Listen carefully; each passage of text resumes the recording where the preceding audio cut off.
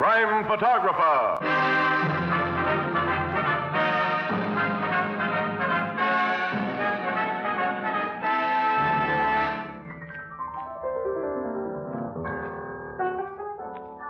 Good evening, ladies and gentlemen. This is Tony Marvin. Every week at this time, bring you another adventure of Casey, crime photographer, ace cameraman who covers the crime news of a great city. Written by Alonzo Dean Cole, our adventure for tonight, The Camera Bug.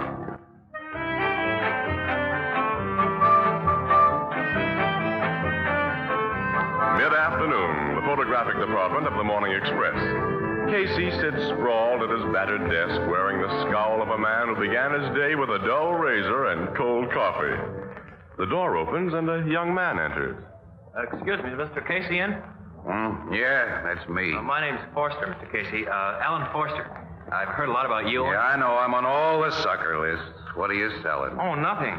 That is, well, you see, I'm a photographer. Huh? Who isn't? Sometimes I think every guy in the world is a camera bug. What's on your mind? Looking for a job? Yeah. See the city editor. His name's Burke. Fourth floor above here. Well, I've already seen Mr. Burke, and he says there aren't any vacancies here. Oh. I've been to all the other papers, too. I thought you might advise me how to get a start. How old are you? 21. You got a job now? I work in a camera supply store. I know a lot about taking pictures, honest I do. And, well, my wife and I decided that it's time for me to break into the line I've always wanted. And You got a wife? You got a job with regular hours, and you want to break into my kind of racket? Yeah. Oh, boy. My advice is forget it. This is the lousiest game there is. You're out at all hours. People shove you around. You can risk your hide to get a good shot, and the city desk may stick it on page 10, if it's used at all. This is a dog's life, kid. Keep out of it. Yeah, but you get around and you see things. Oh, you see things. I guess you believe all you hear on the radio, huh?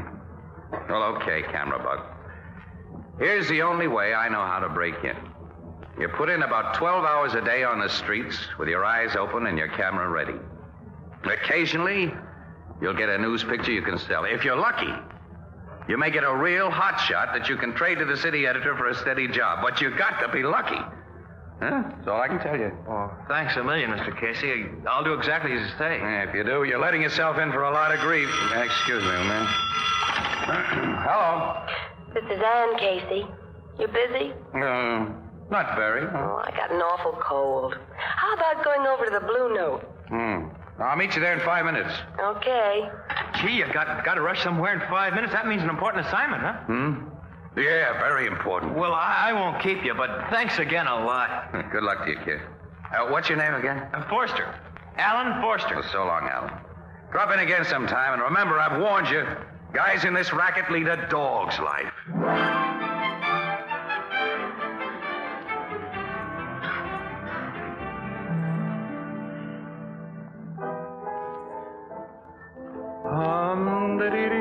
Another small beer, Ethelbert. How about you, Annie? Something that's good for your cold, huh? No. I feel fine now, Casey. We've been here half an hour. We better go back to the office. Annie sounds like a frog. Well, don't worry, Froggy. City desk knows where we are. Burke will phone if anybody calls or anything comes up. Pretty soft for you two, I'd say. Wished I was in a business where I could take time off in the middle of an afternoon. Hey, listen to this guy, Annie, will you? You should have the kind of job we have, Ethelbert. That's right. Sure. I hear you crabbing about it all the time. But you should endure what us bartenders goes through. How'd you like to wash and wipe 1 million glasses every day? And flush out the beer pipes? And answer the... Yeah. Oh, excuse me, the telephone. Yeah. Blue Note Cafe, Ethelbert speaking. Hey, there here, Mr. Burke. Just a minute. Uh-oh. Your city desk, Casey. All right, give me. Casey speaking. Now, Burke, we're not always here. It just seems like always. Okay. Yeah, I got it. 12th Street, just south of Locust. Homicide Bureau's already on the job, huh? Well, you know, when you get a delayed report like this, we can't bring you anything that everybody else hasn't already gotten ahead of us. Okay, we're on our way. Goodbye. What is it, Casey? Come on, Annie. We got to see what some shooting's about. Shooting? Yep, slight case of murder, Ethelbert. Goodbye, pal. So long.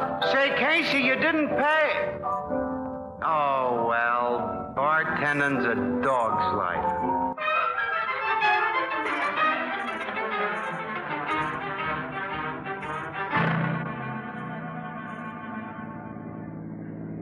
Hey, they've got the street roped off. Yeah, we'll leave the car here, Annie. Come on. They're lifting a stretcher into the morgue. Oh, I'm going to get a shot of that. Okay. Well, that means the medical examiner's finished his job. Let's get inside those lines. Will you let us through, please? Oh, there's Sergeant Flanagan. Hey, Flanagan. Oh, hey, Casey. Hi. Hello, Miss Williams. Hi. You two are getting here kind of late, aren't you? Now, don't rub it in. Hey, who did they just haul away in that meat wagon? The not too much lamented murder victim was a gent unfavorably known as Max Blake. Max Blake. The lawyer? Oh, don't let decent lawyers hear you call him that, Miss Williams. Max Blake was a shyster. That rat wasn't even straight with his own clients. Will the cops know who killed him? We not only know who killed him, but we've already got the mugs who did it. This case is all sewed up. Give, Sergeant. Let's have the details so I can get them to my paper. Okay. According to eyewitnesses, the late Max Blake, who just stepped out of the barber shop behind us here, suddenly flopped in the middle of the sidewalk about where you're standing now. The same time a gunshot was heard, and a second later, a green sedan which had been standing across the street started away in such a big hurry that it crashed into the back of a truck, only a few feet away from the traffic cop on the corner. Who do you think they were? Santa Claus and the Easter Bunny, huh? They were Butch Silver and Tony Russo.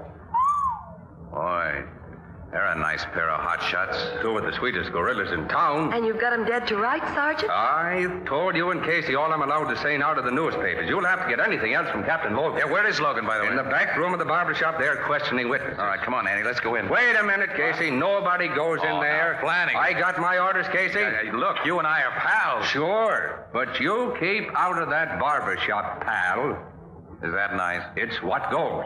Now, if you'll be a nice guy, Casey, and won't try any tricks to get where you're not wanted, as you've done too many times before, I'll give Miss Williams a tip. A tip? Oh, it's not anything I'm not allowed to tell you, understand? It's just something I forgot to mention to the other newspaper boys and girls.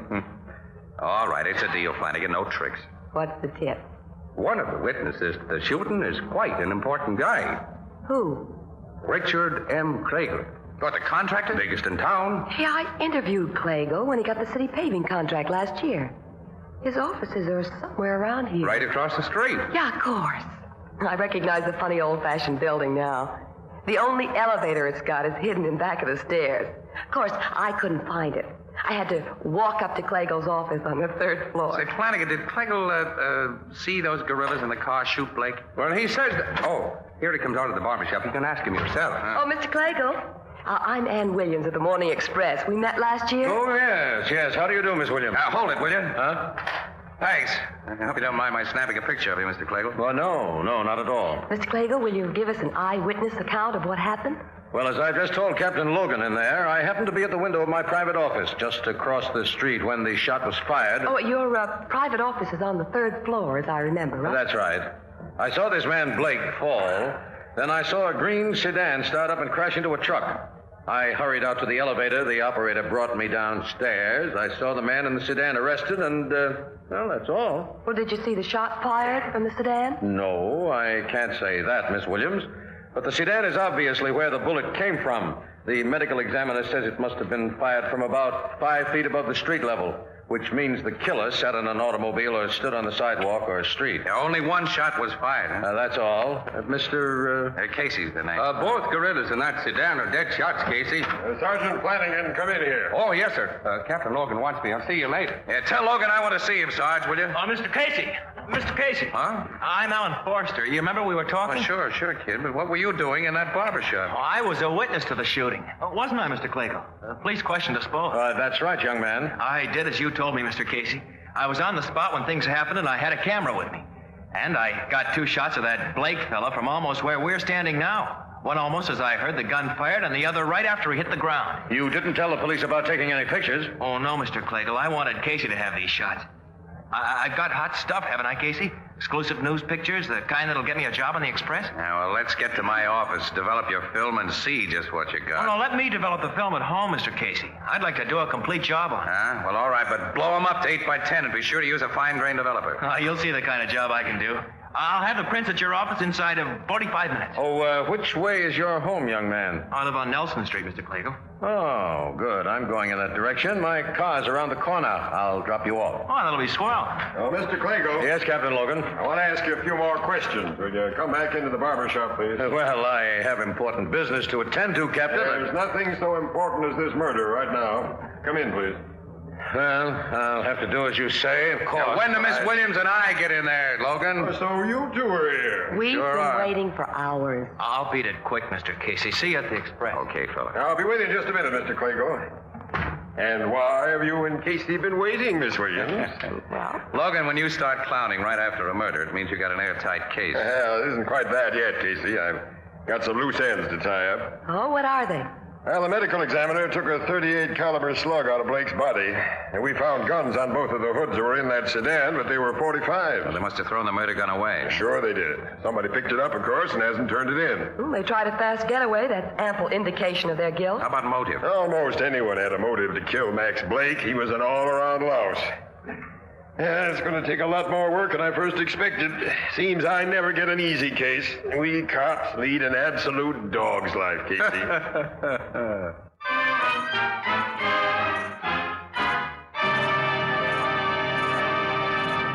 Our story will continue in just a moment.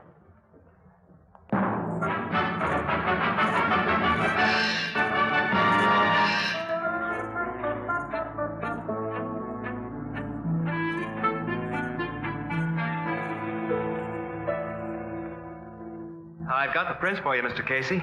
Told you I'd have them here in your office inside of 45 minutes. Yeah, you're a fast worker, Al. Oh, I'd have made it even sooner if a guy hadn't stopped me outside your building.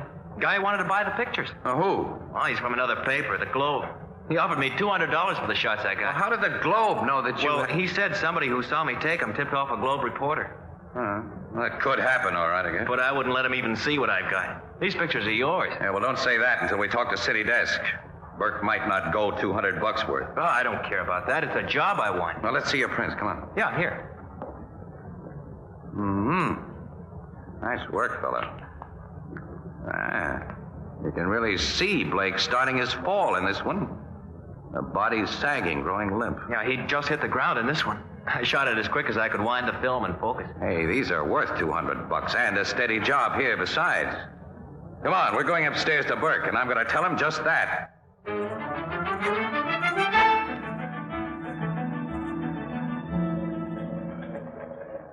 Well, $100 for the two pictures, my limit, Casey. And we don't need any new staff photographer. Burke, no other paper in town will have these shots. They're worth every cent of the $200 the Globe has already offered, and we can use this young fella. Are you telling me how to run this paper? It's okay, Mr. Casey. I'll take the $100. You're crazy if you do, Alan.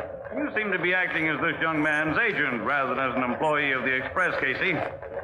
What's to be your rake-off on this deal? You don't mean that, do you, Burke? No. But 100 is tops. Come on, kid, let's go. Okay.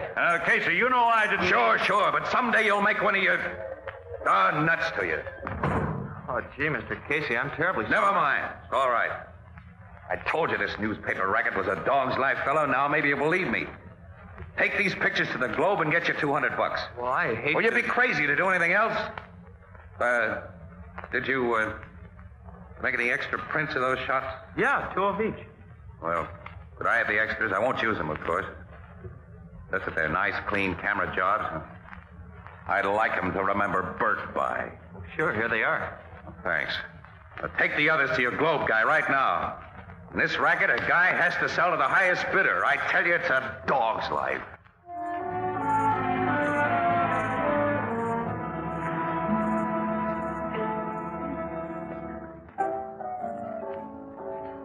Casey, you've been sitting at this bar for over 2 hours now. Ain't you ever going back to work?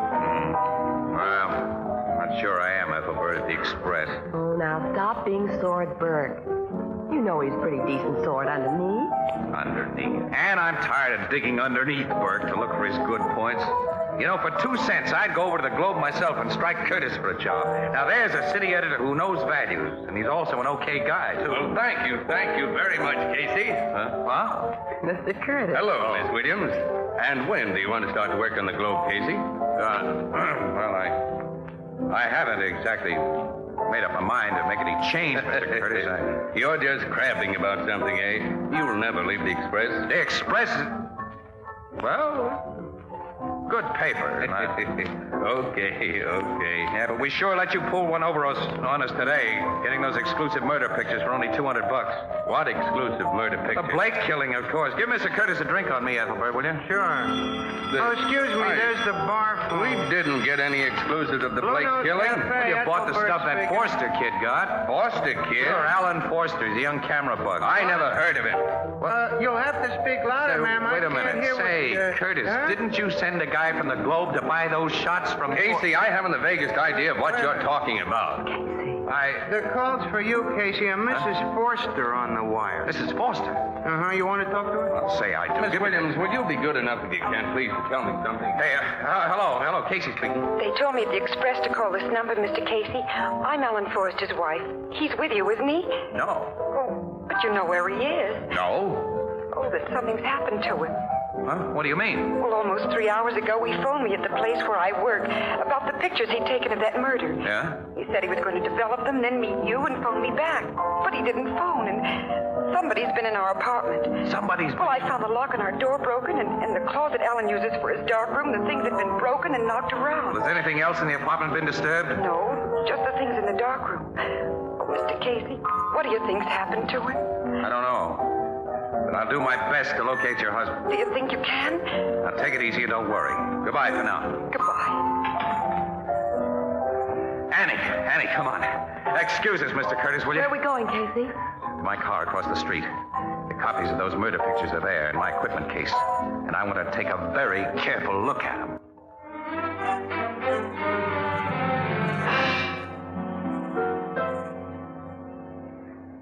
Oh, Annie. If I'd only looked carefully at these prints before. What do you see, Casey? How Blake was murdered. How, Blake? Yes, look. Look. When Forster took the pictures, his lens was stopped down to get a good depth of focus. Yeah? He got not only Blake, but a sharp picture of the building across the street. Yeah, Well, in the first picture, the bullet has just struck Blake. He's slumping. He's beginning to fall. And a ground floor window of that building is partially open, Annie. Look. Yeah, just a few inches. Yeah, but in the second picture, which shows Blake lying on the sidewalk, that window's closed. He was shot from behind that window, and the killer closed it right after he fired. Right, that's it. Now, look at this third floor window in both pictures. It's the one that Richard M. Clegel said he was standing behind when he heard the shot. Well, did you see anybody there? No, Casey. Clegel could have gone down to the first floor and waited for Blake to come out of the barber shop and... Yeah, then, after he shot him, Clegel closed the window, did a quick dash up the stairs to the third floor, and rang the elevator bell. Yeah? The operator picked him up there, and Clegel was supplied with a pretty good alibi, Annie, because the bullet entered Blake's body on a horizontal line. He couldn't have been shot from the third floor. But Clegel's a reputable businessman, Casey. Why did he kill Blake? Well, never mind. That doesn't matter now. Point is, he must have killed him. And Clegel is the only person besides you, Forster, Burke, and me who knew about those pictures. He was with us when the kid told about taking him, remember? Oh, yeah. And he offered to take the kid home right afterwards. And if Captain Logan hadn't detained Yeah, him... he'd have gotten the films then, sure. He sent somebody to wait outside the Express building to buy those pictures. But Forster wouldn't sell until after he'd seen me. And then I played into his hands by telling the kid not to accept Burke's chiseling offer. You know, the phony Globe reporter got him into a car after he left you and kidnapped him. Because the kid only had prints of the pictures, Annie. Clegel had to have the negatives, too. So he or the guy working with him broke into Forster's apartment and got him. Evidently, Forster didn't let on that he'd given me a set of prints, or I'd have received a call from him, too. Well, maybe they've killed him by now. Oh, Annie, if they've killed that kid, I'm partly responsible. Oh, that's crazy. I gotta find Logan right away. We're gonna start for headquarters as soon as I can unlock this ignition. Don't make a move. Clegel. There's a gun in this pocket, Casey. You remember that too, Miss Williams, and that a man in danger of the electric chair will stop at nothing to protect himself. I'm getting into the back seat. Start your motor, Casey, and drive as I direct. Okay. Guess you heard what we were talking about. And not by accident. Young Foster did say you had prints of those pictures. I waited a long time for you. Now start driving. Straight ahead for the time being. That gun makes you the boss. Mind giving us a hint of where we're going? We're joining young Foster. He hasn't been harmed yet.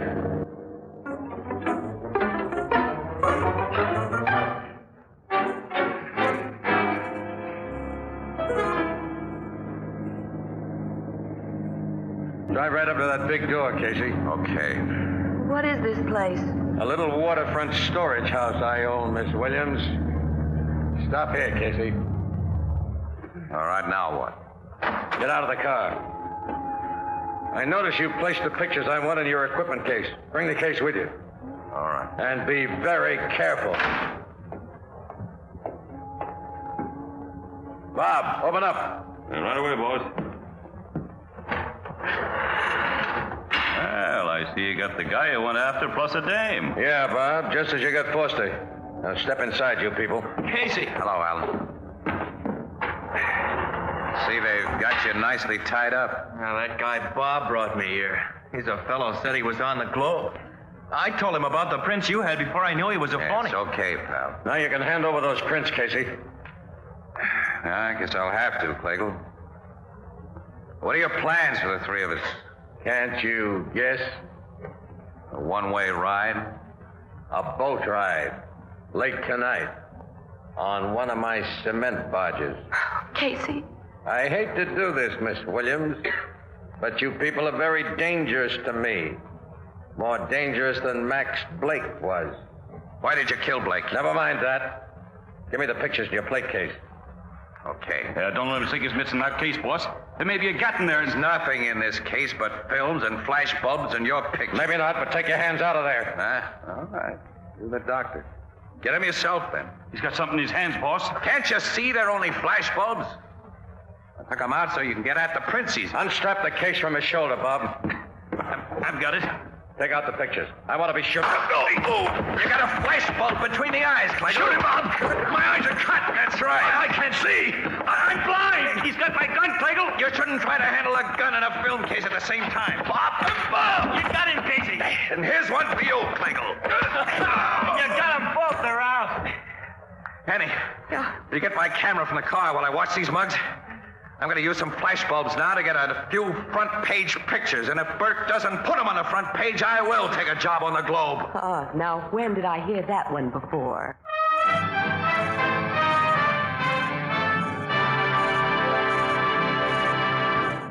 We'll join the crowd at the Blue Note in just a moment.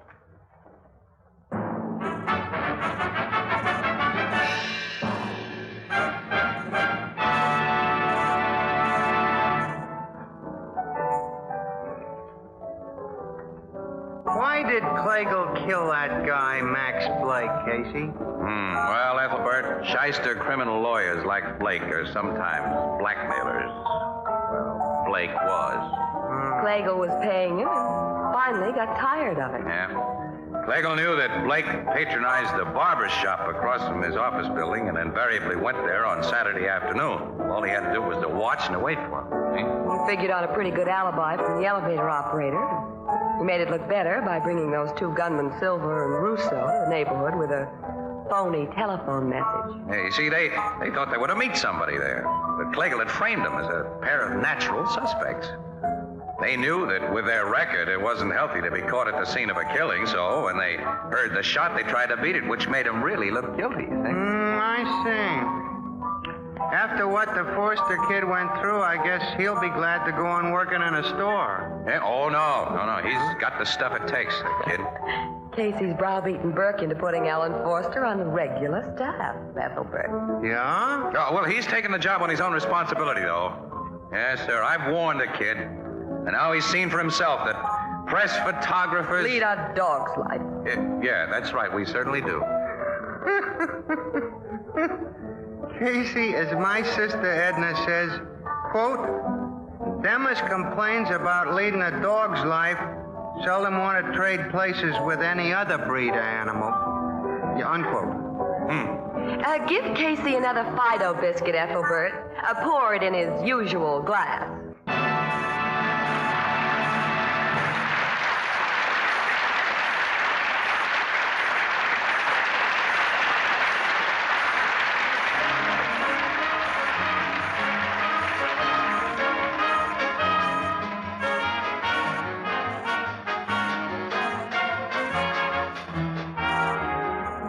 Crime Photographer is directed by John Dietz. The original music is by Archie Blyer, and the program features Miss Jan Miner as Anne and John Gibson as Ethelbert.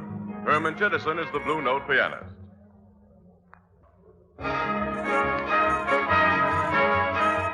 This is Tony Marvin saying good night.